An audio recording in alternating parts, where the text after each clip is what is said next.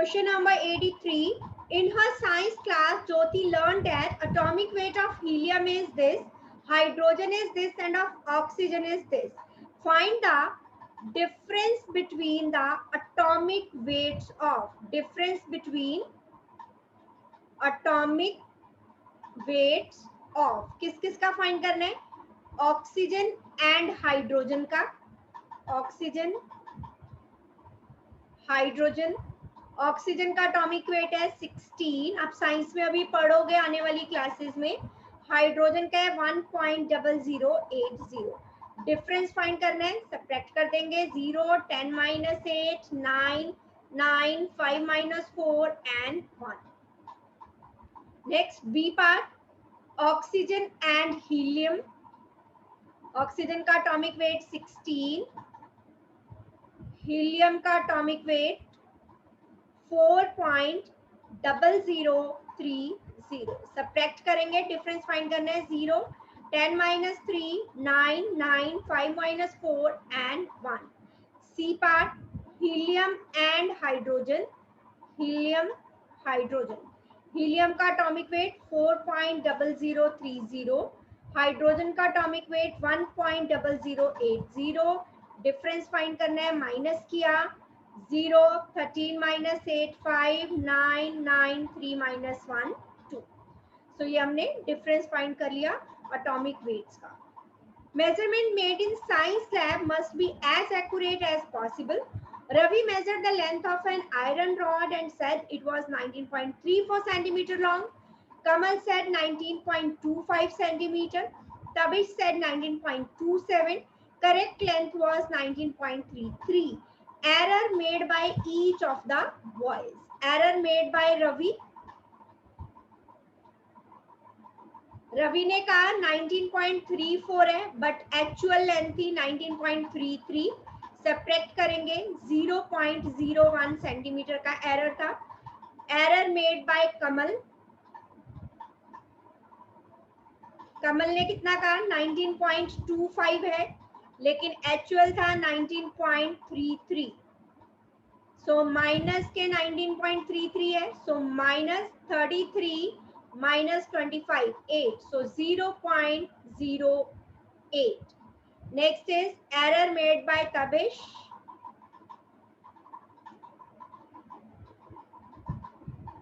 उसने कहा 19.27. So minus 19.33, 27 plus 6, 33. So minus 0.06 centimetre. कोई भी कंफ्यूजन हो आप सॉल्व करके देख सकते हो. लाइक दिस, 19.33 में से 19.27 माइनस करो. 13 माइनस 7, 6, 2 माइनस 2, 0, 0, 0. लाइक दिस आप सॉल्व कर सकते हो अगर आपको डायरेक्ट सॉल्व करना ना आए तो. 13 minus 5, 8, 2 minus 2, 0, 0. Next one, when this is divided by this, what will be the quotient? अगर 0.02964 को 0.004 से डिवाइड किया जाए तो क्वोशिएंट क्या होगा, ये हमें पूछा है. डिवाइड करना है हमें. सो पहली टर्म है 2964. Okay, after decimal how many terms are there? Digits are there 1, 2, 3, 4 and 5. So 1 के पीछे 5 0, 3, 4, 5 upon 4. After decimal 1, 2, 3 places are there. So 1000. We can write it as 2964. 1, 2, 3, 4, 5. Reciprocal लेंगे. डिवाइड की जगह मल्टीप्लाई का साइन लगाया तो रेसिप्रोकल होगा जो टर्म डिवाइड हो रही है. 3 zeros will get cancel. 4 sevens are 28. 4 sevens are 28, 16, 4 fours are 16, 1. So 741 upon 100. Decimal जाएगा 2 प्लेसेस, डिवाइड हो रहा है तो लेफ्ट की और डेसिमल मूव होगा 1, 2. सो डेसिमल आ गया यहाँ. So answer will be 7.41. Therefore the quotient is equals to 7.41. Clear? Any doubt? दोबारा से एक बार बता रही हूँ. हमें पूछा था जब हम इसको 0.004 से डिवाइड करें तो क्वोशिएंट क्या होगा. सो क्वोशिएंट डिवाइड करने पे जो हमें मिलता है ना. सो हमने डिवाइड किया 2964, डेसिमल के बाद 5 डिजिट्स हैं, सो 1 के पीछे 5 0, 4 अपॉन डेसिमल के बाद 3 प्लेसेस हैं, सो 3 0। डिवाइड हो रही है ये टर्म्स, जब मल्टीप्लाई का साइन लगाएंगे तो इसका रेसिप्रोकल हो जाएगा 1000 अपॉन 4। 1000 से 3 0 कैंसिल हो गई, 4 से ये कैंसिल हो गया, 741 upon 100, so 7.41 is the quotient. What number divided by 520? कौन से नंबर को 520 से डिवाइड किया जाए gives the same quotient? मतलब जब इसको डिवाइड करते हैं तो क्वोशंट आता है, सेम आता है as 85 divided by 0.625. Let the number be x. हमने मान लिया x कोई ऐसा नंबर है जिसको 520 से डिवाइड करूं तो जो क्वोशंट आएगा सेम आएगा जब 85 को 0.625 से डिवाइड किया जाए। सो 85 625, डेसिमल के बाद 3 प्लेसेस, 1000 ऊपर जाएगा, ठीक है, डिवाइड हो रहा है ना, 85 डिवाइडेड बाय 85 0.625, तो ये क्या बन गया 625 अपॉन 1000, जब मल्टीप्लाई लगाएंगे 1000 अपॉन 625, ठीक है। अब जो कैंसिल होता है कैंसिल करेंगे, 5 से कैंसिल हो जाएगा, 5 answer 5, 5 2 jar 10, 5 5 jar 25, 5 answer 5, 5 7 jar 35, 5 2 jar 10, 5 5 jar 25, 5 2 jar 10, 200, 5 5 jar 25, 5 4 jar 20, 5 8 jar, और हमें पता भी है 8 25 into 8 is 136, 17 8 जार 136। x की वैल्यू फाइंड करनी है, 520 इधर डिवाइड, इधर आके क्या होगा मल्टीप्लाई, सो डिवाइड करेंगे and we will get the answer. So multiply करेंगे 136 into 52,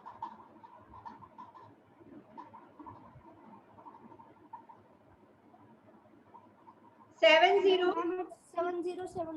Yes, so number is 70720। अगर 70720 को 520 से डिवाइड करें तो क्वोशंट जो आएगा इन दोनों टर्म्स को डिवाइड करने पर भी वो सेम होगा। क्लियर है कैसे किया? चले नेक्स्ट पे, अगर क्लियर नहीं है तो मैं दोबारा एक्सप्लेन कर सकती हूँ। Yes, Viraj, is it clear to you? Yes, ma'am. Okay. A floor is 4.5 meter long, 3.6 meter wide. A 6 centimeter square tile cost rupees this. एक फ्लोर है जिसकी लेंथ और विड्थ गिवन है, इसमें जो टाइल्स लगी हैं वो स्क्वायर शेप की टाइल्स लगी हैं जिसकी लेंथ है 6 सेंटीमीटर।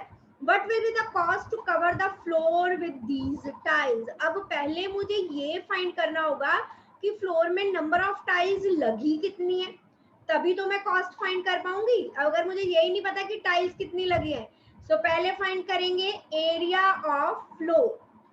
रेक्टेंगुलर है, so length into width. Length is given 4.5, width is given 3.6। कीजिए multiply and tell me the answer.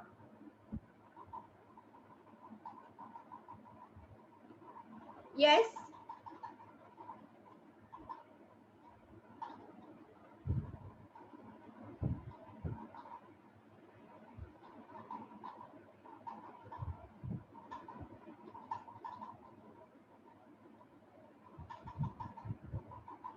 One 1620, so 16.20 metre square.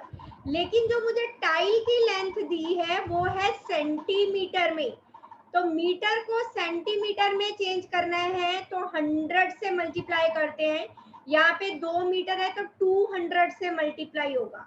16.20 means this. अब इसको 200 से करेंगे मल्टीप्लाई अगर मुझे सेंटीमीटर स्क्वायर में चेंज करना है। सो सेंटीमीटर स्क्वायर में चेंज करने पे ये टर्म आई मेरे पास। नाउ मुझे टाइल का एरिया भी मिल गया और फ्लोर का एरिया भी मिल गया। अब मुझे नंबर ऑफ टाइल्स फाइंड करना है, किसके इक्वल होगा? Who will tell me? मैंने बताया जब नंबर फाइंड करना है तो कैसे फाइंड करते हैं, बताइए किसका area? Area of floor upon area of one tile. This is the way. So 162,000 upon 36. 6 6 are 36. 6 2s are 12. 6 7s are 42. 6 3 2s are 6. 3 9s are 27. 9,000 upon 2. So 4,500 tiles आ गई. So इस पूरे फ्लोर में 4,500 टाइल्स लगी. अब मुझे कॉस्ट दी है एक tile की. A 6 centimetre square tile cost rupees this. This is the cost of one tile. So cost of the to cover the floor with these tiles हमें फाइंड करना है. Okay, so write down cost of one tile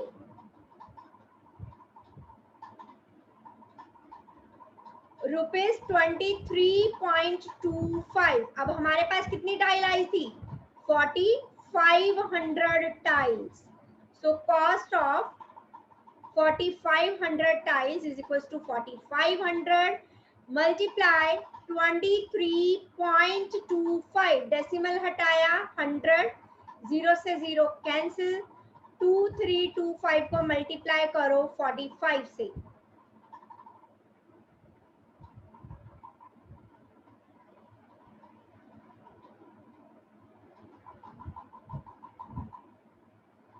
क्या आया आप लोगों का answer? यही आया है? Ma'am, I got the answer 10,400 and ma'am, I got the answer 10,446.25. Yes, 1,04,625. So ये क्या है? Cost to cover the floor. Therefore, cost to cover the floor with these tiles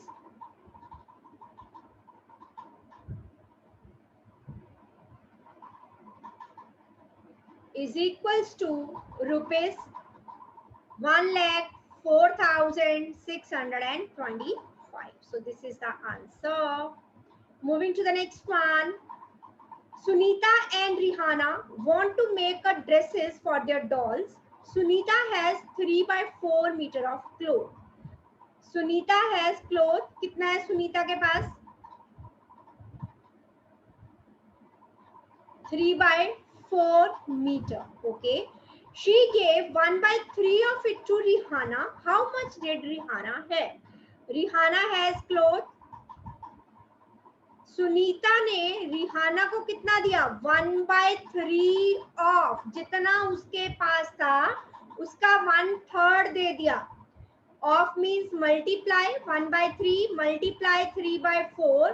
तो रिहाना के पास कितना क्लोथ है? 1/4 मीटर. इजी था ये तो. Next one.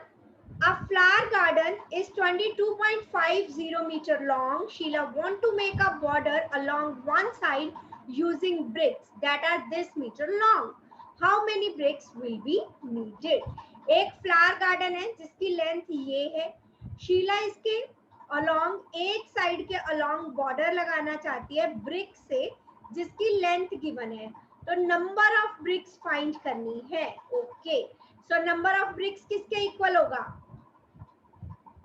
Area of garden, area of flower garden upon area of garden upon area of a brick. Yes, upon area of one brick. Find कीजिए. What is the area of garden?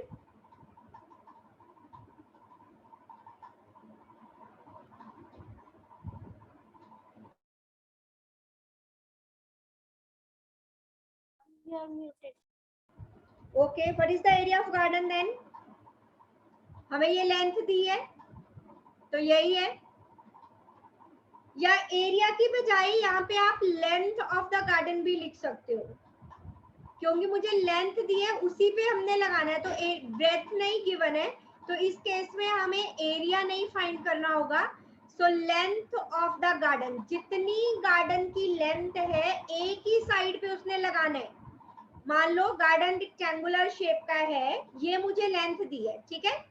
22.50, उसने एक ही side के long brick से लगाना है जो border, तो जितनी इसकी length divided by length of the brick, तो डायरेक्टली ये हो जाएगा, विथ गिवन नहीं है तो 0.25। तो यहाँ से हमारे पास नंबर ऑफ ब्रिक्स आ जाएंगी। डेसिमल के बाद 2 डिजिट, यहाँ भी डायरेक्टली कैंसिल कर दिया मैंने decimal, upon 25, 5 5s are 25, 5 4s are 20, 5 5s are 25, 5 9s are 45, so 90 BRICS चाहिए होंगी उसे, अगर उसे एक साइड पे बॉर्डर लगाना है। Clear to all of you? How much cloth is used in making 6 shirts if each required this meter of cloth, allowing 1/8 meter for waste in cutting and finishing in each shirt? So cloth required for 1 shirt. बताइए, हाँ जी, any one of you, अगर मुझे एक shirt बनानी है तो कितना कपड़ा चाहिए? Yes? Ma'am, 9/4 meters of cloth. Okay, Virat, what are you saying?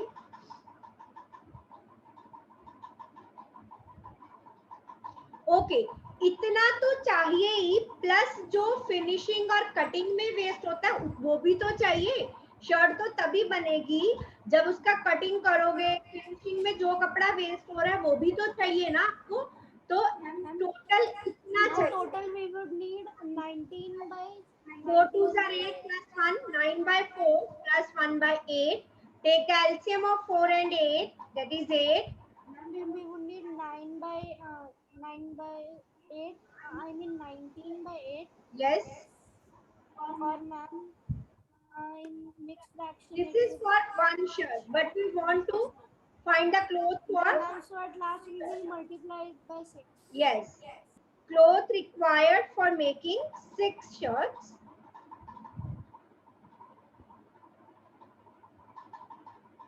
6 multiply 19 by 8. 2 3s are 6, 2 4s are 8. So 19 into 3, 57 by 4. So 4 1s are 4. Ma'am, the answer will be 14, 1/4. Yes. तो इतना कपड़ा हमें चाहिए 6 shirts बनाने के लिए।